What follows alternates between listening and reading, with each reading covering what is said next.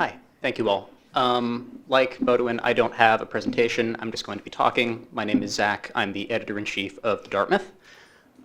So yeah, our presentation is about an op-ed that we published last term that has to do with a program we have at Dartmouth called First Year Trips. So I assume most of you aren't familiar with what this is, but basically, when students come to Dartmouth, before the term starts every year, there's a program we have called First Year Trips, which is basically kind of an introduction to the Dartmouth community. It's basically a bunch of outdoor activities. It's like a week-long process where people will come to campus and they'll do things like kayaking or hiking. So like it's a group of 5 to 10 students that will go out on a trip and do this. It's a very high participation rate, something like 90% of our incoming students do it. And it's just a very big deal on campus as well. Everyone gets excited for it. People will dress up in like colorful clothes, have big celebrations. It's very much an ingrained part of the Dartmouth identity. So part of the way this works is that it's entirely student run, and each year there's a trips directorate selected, and they're in charge of organizing the whole thing in terms of picking leaders to lead individual trips and getting different people. And so this year, when the trips directorate was announced, there were 19 members on it, and 4 of them ended up being male out of 44 applicants. So when this came out, we received a guest submission from a student who had applied to be on the trips directorate and didn't get chosen. And his complaint basically was he was alleging that there was gender bias in the selection process. Obviously, it wasn't entirely possible to prove this because he wasn't on the board and the numbers of people who applied weren't there, but his basic statement was it's extremely unlikely that this would have happened just by random chance unless gender was deliberately being taken in as a factor for consideration. So we spent several weeks editing this column. At this time, I actually hadn't stepped into the editor-in-chief position yet, so I can't speak too directly to all of the communication that went through, but basically there was a prolonged period of trying to discuss what to do, but we ended up publishing this column in our paper. And the response that we got was pretty immediate. There was pretty broadly outrage about the column, and I'd say that the majority of students that came, most of the coverage that we received was negative in that is basically criticizing his opinion. There's a lot of pieces that we got afterwards that had to do with like, is this fair? Like, obviously it's not fair to just say that it's impossible that women would have gotten these positions on their own, but it did spark a pretty good campus dialogue. However, at the same time, there were also a lot of calls that went out against the Dartmouth for having published this piece.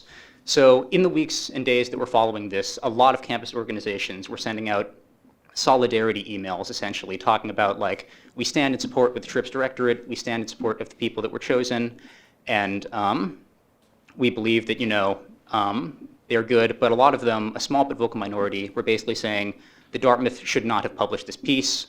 We believe that this is a form of hate speech. We believe that it is marginalizing the community. We believe that, this basically doesn't have a place on campus dialogue. So, in the weeks following this, a lot of our editors kind of had some difficulties with it. A lot of them felt some personal fallout in their lives. One of our executive editors is in a sorority that sent out a fairly vocal email condemning the decision. So she was basically socially ostracized from that community after this.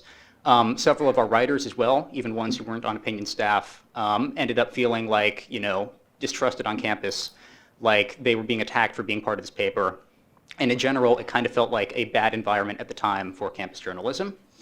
There were some polls run afterwards. We have something called College Pulse, which basically students take surveys, answer questions, and are able to get prizes for it. So one of the polls that went out basically was like, do you support the decision to publish this piece? What do you think of it?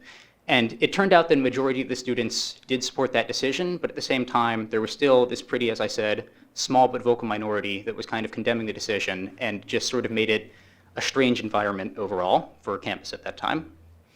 So I think as journalists, we all value the freedom of speech in this room, and the Dartmouth definitely stands by our decision to publish that op-ed.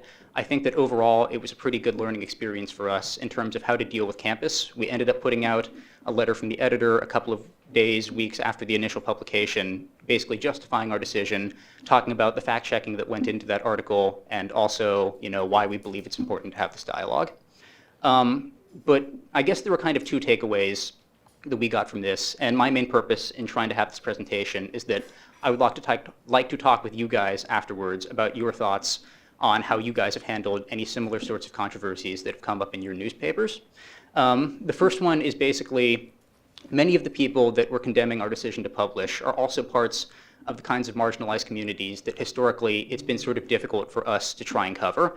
They don't always trust that our coverage is going to be accurate or fair to them. And while we're definitely working hard to try and change that, I don't think that this is a problem that's going on like this year per se, but it's definitely something that's been there in the past. And I think that our decision to publish this op-ed definitely hurt some of our trust capital in these communities and made it so that they're going to be more reluctant to want to talk with us for news pieces, for features, for other things in the future. So the first thing I'd be interested in talking with you all about after this session during our break is how you're trying to balance the need to try and publish a diversity of opinions on campus, to try and make sure all voices are represented, with also making sure that we're not destroying trust capital in the communities that historically haven't felt safe talking to us. If anyone has insights to that, we'd love to hear it. And the second basically is kind of similar. It has to do with opinion columnists. Obviously, this was a guest column. We didn't solicit it. It was sent to us. But I'd just be interested in having a discussion with you all about how it is that you guys try and ensure that you have a diverse range of voices on your opinion boards.